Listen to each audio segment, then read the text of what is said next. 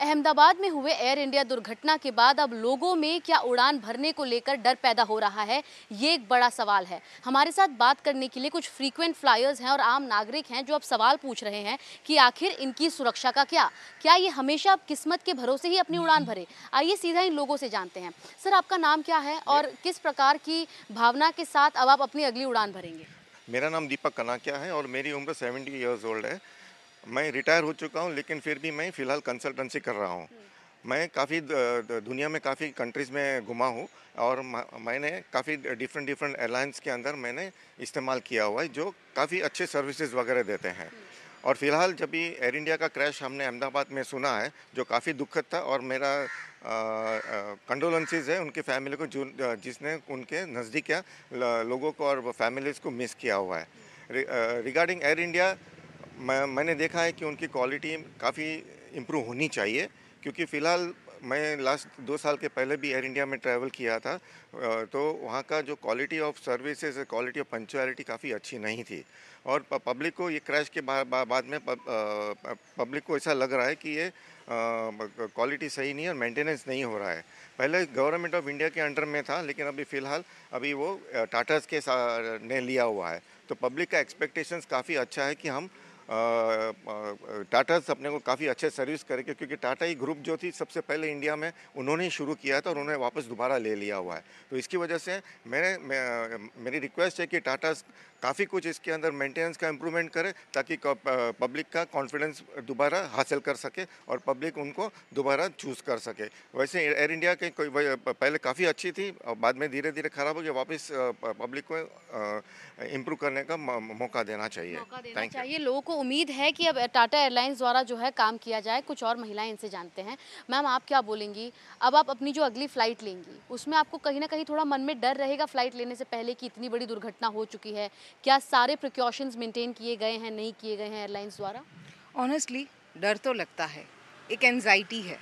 ठीक है, आप उड़ने के लिए अपने आप को रोक नहीं पाएंगे, क्योंकि आप काम करते हो, आपको जाना ही पड़ेगा। रेलवेज़ की हालत ऐसी है कि आपको बुकिंग्स मिलती नहीं है, एंड टाइम को बचाने के लिए आदमी इसी का सहारा था। ठीक है, ये मॉडर्न टाइम्स के लिए हमारे लिए बहुत इंपॉर्टेंट हो गया है कि आपको फ्लाई करना ही पड़ेगा। लेकिन अब डेस्टिनेशन से ज़्यादा डर इस बात का है, अपनी सेफ्टी का, कि मैं पहुंचूंगी कि नहीं। इसके बहुत सारे पैरामीटर्स हैं। हम पर्टिकुलरली मैं बताऊं, इसके पहले मैंने कभी भी टिकट बुक करते ये नहीं देखा था कि ये बोइंग है या एयरबस है। अब ये इम्पैक्ट इतना है कि आप अब देखने लगे हो कि भाई बोइंग में ऐसा हो रहा है कि एयर इंडिया के साथ हुआ तो everyone is blaming air India. ये जेट के साथ हो सकता है, ये इंडिगो के साथ हो सकता है, कोई और फ्लाइट्स के साथ भी और हो रहा है। तो ये आगे पीछे जो हमें कि ये फ़्लाइट हमको इसलिए लैंड करनी पड़ी कि इसमें ये प्रॉब्लम था, तो ये एंजाइटी है। सोशल प्लेटफॉर्म का इतना, और एल्गोरिथम जैसे आपने एक बार देखा, इट विल कीप कमिंग। मैंने 4 दिन मैंने ये होने के बाद मैंने कल परसों मैंने अपना इंस्टा फेसबुक सारा बंद, इसलिए कि आई कैन नॉट बेयर। एक ही सवाल है कि अगर उसमें हम होते या हमारे कोई अपने होते, ठीक है ना, आप पैसा दे रहे हो, ये कर रहे हो, वो सारी बातें कोई असर नहीं कर रही है। We don't want money. जितना पैसा आप मरने के बाद करोगे, उतना इससे अच्छा है कि सिस्टम सुधारो ना। सिस्टम कहाँ है? पहलगाम हुआ, हमने ब्लेम किया इसके ऊपर, सिस्टम कहाँ है? आम नागरिक क्या कर सकता है? आप बोल रहे हो हम घूमने हम टैक्स भर रहे हैं ना, हमारे टैक्स का पैसा का क्या? हम किससे सवाल करेंगे? हम ये नहीं जाने, देखिए कॉम्पिटिटिव मार्केट है, सारे लोग। आप एक फॉर एग्जांपल मैं आपको एक ही चीज़ बताऊं कि ये जो इंडिगोज है, वो टाइम से पहुंचाते हैं, टाइम के पहले। कई बार ऐसा होता है कि वो अपने टाइम से 5-10 मिनट पहले भी निकल गए हैं, और पैसेंजर्स जो थोड़े से लेट हुए हैं उनको नहीं जाने दिया जाता है। ठीक है, आप टाइम से क्यों? क्योंकि आपका जितना रन होगा आपका प्रॉफिट मार्जिन उतना होगा। कॉस्ट कटिंग के चलते मैं तो नहीं देखने गई ना कि आपने जो ग्राउंड स्टाफ हायर किया है वो कितना वेल इक्विप्ड है।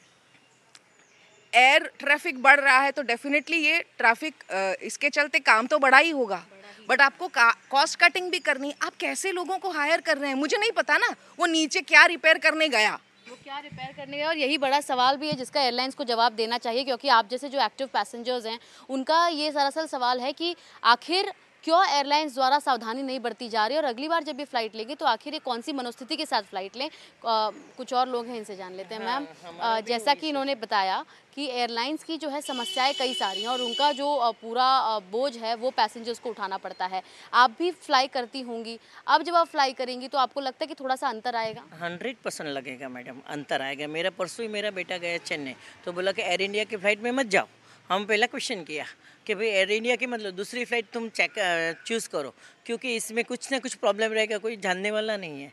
और बहुत सारे हमारे रिलेटिव्स भी गए, तो हमको बहुत दुख हुआ कि एयर इंडिया ने क्यों इतना बड़ा मतलब लेके बैठा है सेटअप, तो क्यों नहीं चेक किया। इतनी जान गई है और पूरा मीडिया में आ रहा है, सोशल मीडिया में, तो हम दिन रात देखते हैं, तो हमको बहुत दुख होता है मैडम, और सैड फील होता है।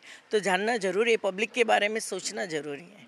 आपको लगता है कि एयरलाइंस द्वारा, क्योंकि आपने बताया कि आपके बेटे अब सफ़र करने जा रहे थे तो आपने रोक दिया, आपने बोला कि एयर इंडिया में मत जाओ, हाँ। तो यानी आप कहीं ना कहीं अब एयर इंडिया हो या बोइंग हो, आप थोड़ा सा अवॉइड करेंगे इनमें जाना? 100% अवॉइड करेंगे मैडम कि भाई अपना बोइंग फ्लाइट है, कौन सा फ्लाइट है, तुम पहला चेक करो और फिर तुम चूज़ करो, ऐसा करेंगे, 100% करेंगे। क्यों, यानी आपको ऐसा लग रहा है कि सुरक्षित नहीं है? सुरक्षित नहीं है, सुरक्षित नहीं है, ऐसा लग रहा है। तो कुछ और लोग हैं, इनसे जानते हैं। सर, आप क्या बोलेंगे? जिस प्रकार की दुर्घटना हुई है, आपको लगता है कि एयरलाइंस द्वारा थोड़ा और सावधानी बरती जा सकती थी लेकिन बरती नहीं? सही बात है, और एयरलाइंस वालों को सावधानी रखनी चाहिए। और जो लोग के जो हादसा हुआ है, लोग के लिए हमारे लिए पूरा श्रद्धांजलि है। मैं भी फ्लाई करता हूँ, मगर आज तक मैंने एयर इंडिया में फ़्लाई नहीं किया है। आज तक दूसरी कंपनी की Singapore airlines and Malaysian airlines में फ़्लाई किया है। और जो कोई भी फ्लाई एयरलाइंस होगी, इस तरह से जो प्रॉब्लम रहेगा टेक्निकल और इतनी जाने जाएगी, तो ऑब्वियसली कोई ना कोई घबराएगा। अभी मैं ही प्लानिंग कर रहा हूँ अक्टूबर में जाने के लिए मेरी बेटी के पास, तो सोच रहा हूँ क्या किधर इसमें जाऊँ, उसमें जाऊँ कि नहीं जाऊँ, ये बात है। यानी एयर इंडिया को लेके आपके मन में अब डाउट आ चुका है?